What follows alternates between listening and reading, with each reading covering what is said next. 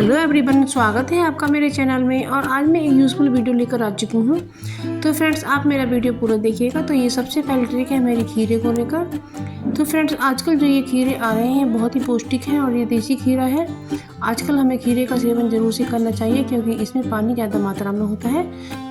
तो इसके सेवन से हमारे शरीर में जो डिहाइड्रेशन की जो समस्या होती है वो ख़त्म हो जाती है और इसे हमें ज़रूर से इस्तेमाल करना चाहिए। और इसके जो ये चंदे होते हैं ये हमारे आँखों पर रखकर हमें बहुत ही आराम मिलता है। जब हम कहीं बाहर से आते हैं और हमारी आँखों में जलन हो रही होती है या गर्मी हो रही होती है तो उस समय आप ये चंदे रख करके आप लेटिएगा तो आपको बहुत आराम मिलेगा। और उससे भी ज़्यादा आराम तब मिलेगा तब आप चंदे पर दूध डाल करके रखेंगे तो ये दूध से और भी ठंडा हो जाएगा। तो उसके बाद अपनी आंखों पे ज़रूर से रखिएगा, बहुत आराम मिलेगा। आप कितने ही परफेक्ट क्यों ना हो, लेकिन हमसे गलती हो ही जाती है और उसमें होता है समय और पैसे का नुकसान। तो उसे बचाने के लिए मैं कुछ ऐसी टिप्स लेकर आई हूँ जो बहुत ही उपयोगी हैं। आप वीडियो पूरा देखिएगा। तो ये मैंने दही को जमाया है और ये मिर्ची के डंठल से हम दही जमा रहे हैं। इसमें हमें जामन की कोई ज़रूरत नहीं होती है। तो आप देख सकते हैं फ्रेंड्स, मेरा जो दही है वो कितना अच्छा जम कर के तैयार हुआ है। और ये मैंने मिर्ची के डंठल से जमाया है क्योंकि मिर्ची के जो डंठल होते हैं कुछ ऐसा बैक्टीरिया पाया जाता है जो हमारा दही जमा सकता है। तो आपके घर में जब जामन ना हो तो आप इस तरह से अपने दही को जमा सकते हैं। आप देख सकते हैं कितना अच्छा और गाढ़ा दही जम करके तैयार हुआ है। तो आप इसी तरीके से आप अपने दही को जमा सकते हैं और ये बहुत ही यूज़फुल सी ट्रिक है, आप ये ज़रूर से फॉलो करिएगा। तो जो घर का दही होता है वो एकदम फ्रेश होता है। जब हम बाज़ार से दही लेकर आते हैं कभी कभी खट्टा भी आ जाता है और वो हमें नुकसान। जब हम चने रात को भिगोते हैं तो उसमें हमें नमक और खाने वाला सोडा ज़रूर से ऐड करना चाहिए। क्या करते हैं कुछ लोग इसमें सोडा नहीं डालते हैं और इसे हमें ओवरनाइट ही भिगोना चाहिए क्योंकि तभी अच्छे से फूलते हैं। यदि हम 4-5 घंटे के लिए भिगो दें तो उसमें इतना अच्छा नहीं भीगता है और चना हमारा इतना सॉफ्ट नहीं होता है। तो इसलिए हमें इसे ओवरनाइट ही भिगो करके रखना है और इसमें सोडा हमें ज़रूर से ऐड करना है। और जब हम इसे कुकर में बनाते हैं तब भी आप थोड़ा सा सोडा ज़रूर से डालिएगा फ्रेंड्स। इससे हमारा चना नरम और मुलायम हो जाता है और खाने में बहुत ही टेस्टी होता है। और अब अगली ट्रिक है, जो इसका पानी होता है उसके पानी को हमें बिल्कुल भी नहीं फेंकना है। ये बहुत ही अच्छा होता है और इसके अंदर काफ़ी सारा फाइबर मिनरल्स होते हैं। ये पौधों के लिए एक टॉनिक का काम कर सकता है। तो आप इसे बिल्कुल ना फेंकें, मैं अपने इसे प्लांट में दे रही हूँ। और ये मेरा वन तुलसी का पौधा है और इसकी हम चटनी बनाते हैं। इसे आप पेट के रोगों में भी यूज़ कर सकते हैं। तो मैंने कुछ पानी इसमें दिया है और कुछ अपने। अब ये तीसरी ट्रिक आती है हमारी, जब कभी हमारे चोट लग जाती है या हमारे हाथ में बर्म आ जाता है तो हमारी मांसपेशियाँ जो होती हैं उनमें अकड़न हो जाती है। तो हमें क्या करना है, एक गिलास में गर्म पानी लेना है और उसमें थोड़ा सा नमक डालना है और उससे ही हमें अपने हाथों की सिकाई करनी है। या आपके जहाँ भी चोट लगी हो तो आप इस तरह से एक हैंकी ले लें और गर्म पानी नमक से इस तरह से आप अपने उस हिस्से की सिकाई करें।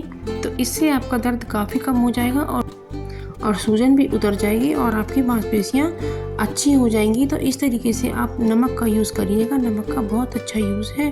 तो इसी तरह से आप अपने हाथों की या चोट लगे हिस्से की सिकाई कर सकती हैं। तो ये ट्रिक आपको ज़रूर से पसंद आई होगी। अब ये अगली ट्रिक आती है हमारी घी से संबंधित। ये जो हमारा देसी घी होता है, जब हम कोई घी बाज़ार से लेकर आते हैं तो उसकी तो एक्सपायर डेट का पता होता है, लेकिन जो घी हम घर पर बनाते हैं उसको कोई पता नहीं होता है। तो इससे बचने के लिए हमें क्या करना है, हमें लेना है एक चुटकी नमक और हमें अपने घी के ऊपर हमें उसे छिड़क देना है। उसे चलाना बिल्कुल भी नहीं है और इसी तरह से छिड़क कर ढक्कन लगाकर हमें रख देना है। तो इससे जो हमारा घी है ना वो ज़्यादा चलेगा, इसकी लाइफ बढ़ जाएगी। और कंघों में अधिकतर हमारी गंदगी फंस जाती है और वो सही से निकल नहीं पाती है। तो आज हम इन्हें बिल्कुल क्लीन करने का उपाय बताएंगे। तो हमने कंघे को गीला कर लिया है और अब इस पर हम हार्पिक डालते हैं। तो हार्पिक डालकर इसे 1-2 मिनट के लिए छोड़ दें। तो हमने कंघों पर हार्पिक लगा दिया है। आप मेरे चैनल पर नए हैं तो मेरे चैनल को सब्सक्राइब कर लीजिएगा। तो जो हमारे बेकार टूथब्रश पड़े रहते हैं उन्हीं का हमें यूज़ करना है। तो वो टूथब्रश से इस तरह से आप कंघे को साफ़ कर सकते हैं। इसमें फंसी गंदगी है वो बाहर निकल कर आ जाएगी। कंघे साफ़ नहीं करते हैं तो हमारे जो सर में एलर्जी हो जाती है और हमारे बाल ख़राब हो जाते हैं। तो इसलिए आप अपनी कंघियों को साफ़ करें। यदि टूथब्रश से साफ़ ना हो तो इस तरह से आप कपड़े धोने का ब्रश भी ले सकती हैं और इस तरह से आप ब्रश में देख सकते हैं कितनी गंदगी फंस कर आई है। तो अब हम इन कंघों को अच्छे से क्लीन कर लेते हैं और हमारे कंघे बिल्कुल क्लीन हो गए हैं। आप इनसे तो अब चौथी ट्रिक आती है हमारी दवाई को लेकर। क्या होता है फ्रेंड्स, हमारे घर में जो दवाइयाँ रखी रहती हैं तो जब हमें दोबारा ज़रूरत पड़ती है तो हमें उसकी एक्सपायर डेट का पता नहीं चल पाता है, क्योंकि वो हमारे हाथ लग के वो सारी डेट छूट जाती है, इसलिए पता नहीं चलता है। तो इसके लिए हम यहाँ पर लगा देते हैं एक सेलो टेप। तो इसी तरह से हम सभी दवाइयों पर सेलो टेप लगा देते हैं, तो जो एक्सपायरी डेट है वो छूट नहीं पाएगी और हमें दवाई पूरा यूज़ हम दवाई को कर पाएंगे, तो इसलिए हमारे पैसों की बचत होगी। तो फ्रेंड्स, ये बहुत यूज़फुल सी ट्रिक है, आप इसे ज़रूर से फॉलो करिएगा। अब ये दवाई को जो डब्बा होता है इसे बिल्कुल भी ना फेंकें। तो जो इसका ये ऊपर का पार्ट है इसे हम काट लेते हैं। तो इसे काटने के बाद इसका हम एक बहुत बढ़िया सा यूज़ बताएंगे। तो ये हमने काट लिया है। अब फ्रेंड्स देख सकते हैं कि जब हम दवाई पीते हैं तो क्या होता है, कभी कभी साइड से दवाई निकल कर नीचे पहुंच जाती है, यहाँ से निकल के नीचे पहुंचती है और हमारा सेल्फ ख़राब हो जाता है। तो आप अपनी दवाई को इसी डब्बे